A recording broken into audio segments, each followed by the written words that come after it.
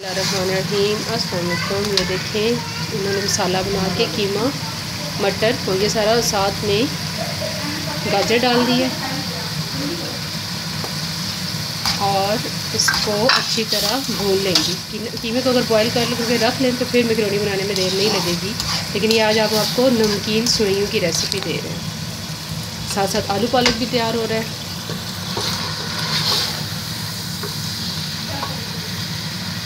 साथ में ये वेजिटेबल काट के रखी हुई हैं, एग भी बॉईल करके रखा है और साथ में मैकरोनी और ये नमकीन सेवइयाँ जो मैंने आपको बताया है कि जिनको आप मीठा बनाते हैं मोटी सेवइयों को, ये वर्मासिलीज जो आप मीठा बनाते हैं लेकिन ये नमकीन में भी यूज़ करते हैं।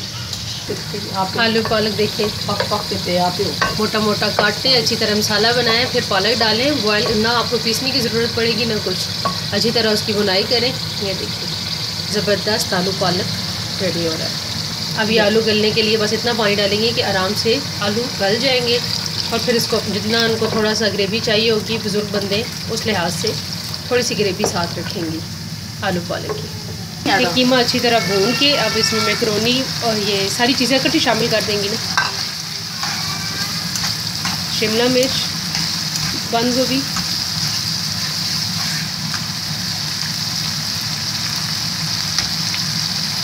तो चाव भी दीजिए आप चाव अच्छी तरह इसको नरम करके थोड़ा सा नरम करके फिर इसके बाद इसमें मैकरोनी शामिल है। या नमकीन सेवइयों की आपको डिफरेंट सी रेसिपी दी है, इसमें नमक, काली मिर्च, सोया सॉस वगैरह आप अपनी मर्ज़ी से जब भी शामिल करना चाहें कर लें। ये एंड में सबको शामिल करेंगी।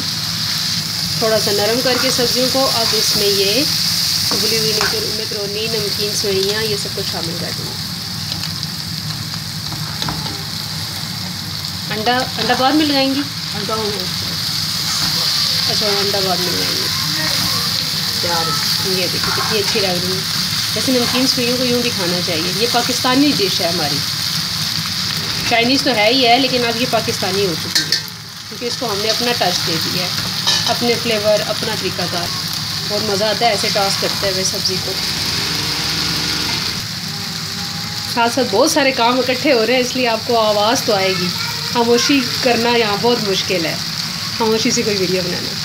लेकिन बहुत अच्छी लग रही है मैकरोनी। वो देखिए कितनी अच्छी लग रही है आपकी मैकरोनी, बहुत अच्छी माशाल्लाह, ज़बरदस्त। मैकरोनी विद नमकीन सेवइयाँ, वेजिटेबल और कीमा, सब चीज़ों को अच्छी तरह मिक्स कर लिया है।